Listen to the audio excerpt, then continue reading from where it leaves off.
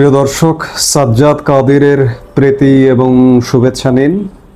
এই মুহূর্তে আপনাদের সামনে কথা বলতে এসেছি। মূলত কথা বলবো সেনাপ্রধানকে উদ্দেশ্যে। সেনাপ্রধান, আপনাকে বলছি, দেশটাকে বাঁচান। আজকে সকাল সকাল এই প্রসঙ্গটি অবতারণা করবার প্রধানতম কারণ হচ্ছে গতকালকে আমরা একটি গুরুতর মব ক্রিয়েট করতে দেখলাম।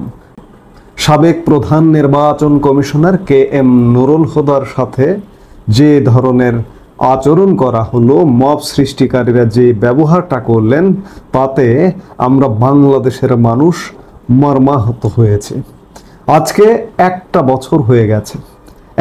বছর হয়ে গেছে, তারপরেও সামাজিক বিশৃঙ্খলা বন্ধ হচ্ছে না, মব বন্ধ হচ্ছে না। সেনাপ্রধান জেনারেল ওয়াকারুজ্জামানকেই আমরা কাঠগড়ায় দাঁড় করাতে চাই, এবং শুধু কাঠগড়ায় দাঁড় করাতে চাই না, আমরা তাকে দায়িত্ব দিতে চাই। তিনি তো দায়িত্ব নিয়েছিলেন, কিন্তু দায়িত্ব নিয়েও নেননি। তিনি 5 অগাস্ট 2024 সালে বলেছিলেন, আমি দায়িত্ব নিচ্ছি। এরপরেও বিভিন্ন বক্তব্যে বিভিন্ন সময়ে সেনাবাহিনীর পক্ষ থেকে বলা হয়েছে কোনো প্রকার মব বরদাস্ত করা হবে না। কিন্তু গতকালকে দেখলাম আমরা একজন সাংবিধানিক পদে দায়িত্ব পালনকারী প্রধান নির্বাচন কমিশনার KM নুরুল হুদা শুধুমাত্র একজন সাবেক সচিব নন, একজন সাবেক প্রধান নির্বাচন কমিশনার নন, তিনি বাংলাদেশের মহান স্বাধীনতা যুদ্ধের একজন অকুতোভয় বীর যোদ্ধা। তিনি আমাদের 9 নম্বর সেক্টরের সাব সেক্টর কমান্ডার হিসেবে দায়িত্ব পালন করেছিলেন, এবং মুক্তিযুদ্ধ কালে তিনি ক্যাপ্টেন হুদা নামেও পরিচিত।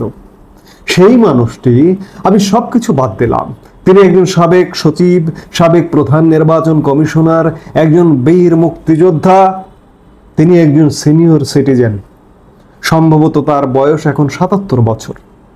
এই বয়সের একজন নাগরিকের সাথে গতকালকে যে আচরণটা করা হলো কিছু বস্তিবাসী, তাতে আমরা মর্মাহত, ক্ষুব্ধ, সংক্ষুব্ধ। KM নুরুল হুদা দায়িত্ব পালন করেছেন প্রধান নির্বাচন কমিশনার হিসেবে, একটি সাংবিধানিক পদ। এই পদে দায়িত্ব পালন করতে হলে মন গড়া কোনো দায়িত্ব পালন করা যায় না, সংবিধানের আলোকের থেকেই দায়িত্ব পালন করতে হয়। খুব মজার বিষয় দেখলাম যে এটি গতকালকে যারা করেছে তাদের স্লোগানে যেটি দেখলাম যে তারা স্বেচ্ছাসেবক দলের কর্মী। গতকালকে সকাল দিনের প্রথম ভাগে বিএনপির পক্ষ থেকে, বিএনপির জাতীয় কেন্দ্রীয় নির্বাহী কমিটির পক্ষ থেকে বিগত 3টি নির্বাচন কমিশনের সাথে যারা যুক্ত ছিলেন, প্রধান নির্বাচন কমিশনার এবং নির্বাচন কমিশনারগণ 2014, 2018 এবং 2024, এই 3টি নির্বাচন কমিশনে যারা নেতৃত্ব ছিলেন, তাদের এগেইনস্টে বিএনপির জাতীয় নির্বাহী কমিটির একজন সদস্য মামলা করেছেন। তাহলে এই মামলাটি যদি একজন নির্বাহী কমিটির সদস্য করে থাকেন, বিএনপি দলগতভাবে এই মামলাটি করেছে, এবং সন্ধ্যায় বিএনপির পক্ষ থেকেই, বিএনপির স্বেচ্ছাসেবক দলের পক্ষ থেকেই KM নুরুল হুদার সাথে এমন আচরণটা করা হলো। KM নুরুল হুদা যদি অপরাধী হয়ে থাকেন, আইন আছে, আদালত আছে, আপনারা মামলা করেছেন, মামলার শুনানি হবে, শুনানি হবার পরে তার বিরুদ্ধে যদি ওয়ারেন্ট ইস্যু হয় তবে তিনি গ্রেপ্তার হবেন। কিন্তু আপনারা সকালে মামলা করলেন, বিকেলে, সন্ধ্যায় তার সাথে যে আচরণ করলেন, এটি নজিরবিহীন। আজকে বিএনপি বোঝাতে চাচ্ছেন আপনারা কি ধোয়া তুলসী পাতা, আপনাদের সময় অনিয়ম হয়নি, আপনাদের সময় নির্বাচনে কারচুপি হয়নি, আপনাদের সময় দুর্নীতি হয়নি। বাংলাদেশের মানুষকে কি বোঝাতে চান? যেটি বোঝাতে চান, বাংলাদেশের মানুষ কিন্তু বুঝতে পারছে যে বিএনপি যদি পুরো মাত্রায়, বিএনপি এবং বিএনপির সাথে যারা আছেন তারা যদি পুরো মাত্রায় বাংলাদেশের রাষ্ট্রীয় ক্ষমতায় বসে, তাহলে বাংলাদেশের আরো কি ভয়ানক পরিণতি হয় সেটি বাংলাদেশ বুঝে গেছে। আমি শুরুতে বলেছিলাম যে সেনাপ্রধানকে দায়িত্ব দিতে চাই আমরা। বাংলাদেশের মানুষ এই মুহূর্তে এটি নিশ্চিত যে আগামী খুব সহসা বাংলাদেশে নির্বাচন করা সম্ভব নয়। স্বাভাবিক আইন শৃঙ্খলা নিয়ন্ত্রণ করাই সম্ভব হচ্ছে না। স্বাভাবিক দেশে শান্তি শৃঙ্খলা বজায় রাখাই সম্ভব হচ্ছে না। আর নির্বাচন, জাতীয় সংসদ নির্বাচন, এটি তো একটা বিশাল ব্যাপার। জাতীয় সংসদ নির্বাচনে একটা বাড়তি সতর্কতার প্রয়োজন হয়। সেই সতর্কতা তো দূরের কথা, স্বাভাবিক জীবনযাপনই করতে পারছে না মানুষ, সেই জায়গায় নির্বাচন। আর এই যে বর্তমান যে একটি সরকার বা সরকার আছে কিনা সে ব্যাপারে বাংলাদেশের মানুষ যথেষ্ট সন্দিহান। কে এম নুরুল হুদা যদি অপরাধ করে থাকেন, বিচার করার এখতিয়ার শুধুমাত্র আদালতের। সাধারণ জনগণ তার সাথে এমন কোনো আচরণ করতে পারে না যার দরুন ফৌজদারি অপরাধ ঘটে। কালকে মবকারীরা ফৌজদারি অপরাধ করে ফেলেছেন তার সঙ্গে। আজকে কোথায় দেশের সরকার? কোথায় সরকার? একটি দায়সারা গোছের বিবৃতি দিয়েছে। প্রধান উপদেষ্টা মোহাম্মদ ইউনূসের ফেসবুক পেজে একটা বিবৃতি চোখে পড়লো যে দেশের মানুষকে আইন শৃঙ্খলা আইন হাতে তুলে না নিতে, ঘটনা ঘটবার পর বিবৃতি দিচ্ছেন। বিবৃতি দিয়ে কি লাভ হচ্ছে? আমরা দেখতে চাই যে যদিও যে অপদস্থ করা হয়েছে কে এম নুরুল হুদাকে, এটির কোনো পূরণ হবে না, কিন্তু দেখতে চায় যারা গতকালকে মব সৃষ্টি করেছে তারা অ্যারেস্ট হয়েছে। সেনাবাহিনীকে এজন্যই বলছি, সেনাপ্রধানকে এজন্যই বলছি যে দেখুন, সেনাপ্রধান জেনারেল ওয়াকারুজ্জামান, আমাদের দেশের মানুষের ইতিমধ্যেই দেখা হয়ে গেছে।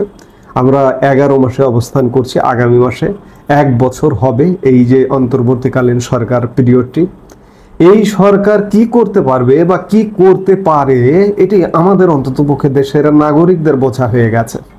সেই জায়গায় এই সরকারকে দিয়ে আমরা দেশের আইন শৃঙ্খলা স্বাভাবিক রাখা, আগামী নির্বাচন করা, এগুলো আর প্রত্যাশা করি না।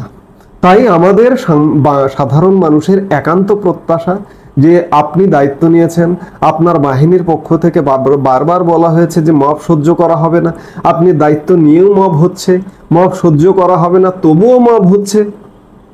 আমি জানি, আমরা জানি যে সেনাবাহিনীর সীমাবদ্ধতা আছে, আর সেনাবাহিনী দেশের প্রধান আইন শৃঙ্খলা রক্ষাকারী বাহিনী নয়। সেনাবাহিনীর কাজ দেশের স্বাধীনতা সার্বভৌমত্ব বজায় রাখা, দেশের স্বাধীনতা সার্বভৌমত্ব হুমকির মুখে পড়লে তার বিরুদ্ধে অ্যাকশনে যাওয়া। কিন্তু দেশের প্রত্যাহিক আইন শৃঙ্খলা নিয়ন্ত্রণের দায়িত্ব পুলিশের। সেই পুলিশ আজও সঠিকভাবে কাজে নামতে পারেনি, এ ব্যাপারে আর কোনো সন্দেহের অবকাশ নেই। এখনো যেহেতু প্রায় 1 বছর হতে চললে, এখনো যেহেতু মব হচ্ছে, সেহেতু বুঝেই নিতে হবে। এবং পুলিশের সামনে মব হচ্ছে। গতকালকে পুলিশের সামনে কে এম নুরুল হুদাকে হেনস্থা করা হয়েছে। তাহলে বুঝুন যে পুলিশ আসলে কাজ করছে না। কেন কাজ করছে না? পুলিশের মধ্যে একটা ভীতিকর অবস্থা বিরাজমান।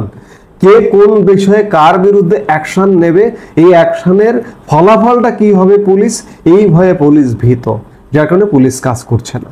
সেনাবাহিনীর সীমাবদ্ধতা কোথায়? সেটি হচ্ছে যে সেনাবাহিনী, আমি আগেই বললাম যে প্রধান আইন শৃঙ্খলা নিয়ন্ত্রণকারী কর্তৃপক্ষ নয়। সেনাবাহিনী হচ্ছে একটা সহায়ক ফোর্স। সেই সহায়ক ফোর্সটাও খুব সীমিত। সারা বাংলাদেশে 30,000 করে সেনাবাহিনীর শিফটিং ডিউটি করে। এক শিফট নামে, এক শিফট উঠে যায়, আবার এক শিফট নামে, এইভাবে দায়িত্ব পালন করে। কাজেই এই প্রায় 20 কোটি, 18-20 কোটি জনসংখ্যাকে নিয়ন্ত্রণ করা, সুরক্ষা দেওয়া, আইনের আওতায় আনা, তাদেরকে মাত্র 30,000 সৈন্য দিয়ে এটি এক প্রকার অসম্ভব। এই অসম্ভবকে সম্ভব করতে হলে খুব কঠোর পদক্ষেপে যেতে হবে। এক প্রকার যদি বলতে হয় যে আজকে দেশের যে অবস্থা, আমরা মার্শাল ল চাই না, তারপরেও মার্শাল ল বা জরুরি অবস্থা জারি করে হলেও যে এই ধরনের বাংলাদেশে কোনো ধরনের অপরাধ ঘটবে না, জরুরি অবস্থা জারি করে হলেও একটা পরিবর্তনশীল প্রেক্ষাপট তৈরি করুন। এই সরকারকে বাদ দিয়ে দিন, এই সরকার পারবে না। এই সরকার কোনোভাবেই দেশের প্রতি দায়িত্বশীল ভূমিকা পালন করতে পারবে না। সেই জায়গায় সেনাবাহিনী দায়িত্ব নিন এবং দায়িত্ব নিয়ে পুরো ব্যবস্থাটাকে সংস্কার করে, পুরো ব্যবস্থা সংস্কার বলতে শুধুমাত্র নির্বাচনের জন্য যে পরিবেশটা তৈরি করা দরকার সেটির সংস্কার বলছি।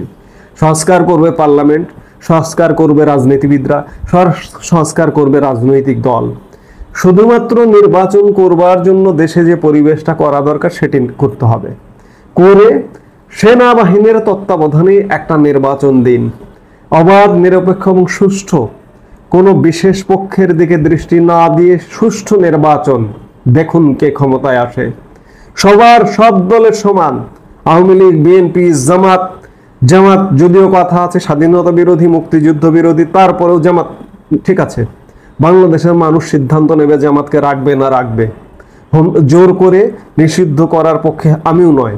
সেই জায়গায় জামাতও নির্বাচন করুক, এনসিপি নির্বাচন করুক, সবাই নির্বাচন করে একটা নির্বাচিত সরকার আসুক। সেই পরিবেশটা তৈরি করবার জন্য হলেও সাময়িকভাবে, সেটা 3 মাসের জন্য হোক, কিংবা যদি পুরো পরিবেশটা তৈরি করার জন্য আরেকটু বেশি সময় লাগে সেটিও নিন। তারপরেও সেনাবাহিনী, সেনাপ্রধান দায়িত্ব নিন। এই মুহূর্তে এছাড়া আর কোনো উপায় নেই। দেশের বেশিরভাগ মানুষ প্রত্যাশা করছে, কামনা করছে সেনাবাহিনী দায়িত্ব নিন। দায়িত্ব নিয়ে একটি নির্বাচন করে দিয়ে ব্যারাকে ফিরে যান। এছাড়া বাংলাদেশের স্বাধীনতা, সার্বভৌমত্ব বিপন্ন হয়ে যাবে, কেউ রক্ষা করতে পারবে না। এজন্য বিনীতভাবে বাংলাদেশের বেশিরভাগ মানুষের পালসটা বিভিন্নভাবে আমরা যাচাই করেছি, করবার চেষ্টা করেছি। শুধুমাত্র দলীয় দল কেন অন্ধ ছাড়া দেশের প্রত্যেকটি মানুষ চায় না যে দেশে এই পরিস্থিতি চলুক, কিংবা গতকালকের ঘটনায় বাংলাদেশের মানুষ বেশিরভাগ মর্মাহত হয়েছে। সেই জায়গা থেকে সেনাবাহিনীর দায়িত্ব নিয়ে দেশ উদ্ধার করুন। এছাড়া এরপরেও যদি আপনারা দায়িত্ব না নেন, তাহলে বাংলাদেশের মানুষ এমনিতেই প্রত্যাশা ছেড়ে দিয়েছে। আমি বরাবর সেনাবাহিনীর পক্ষে কথা বলি, যৌক্তিক কথা বলি যে সেনাবাহিনীর অনেকটা হাত পা বাধা ছিল বা বাধা আছে নানান কারণে, কিন্তু মানুষ বিশ্বাস করে না। মানুষ আমাকেও গালি দেয় যে আপনি সেনাবাহিনীর পক্ষে কথা বলেন, সেনাপ্রধানের পক্ষে কথা বলেন, কিন্তু আমি কার পক্ষে কথা বলবো? সেনাপ্রধান, সেনাবাহিনী দেশের আইনি ভিত্তির উপর নির্ভর করে গঠিত। সেনাপ্রধান সাংবিধানিক নিয়ম অনুযায়ী, দেশের প্রচলিত আইন অনুযায়ী নিয়োগপ্রাপ্ত।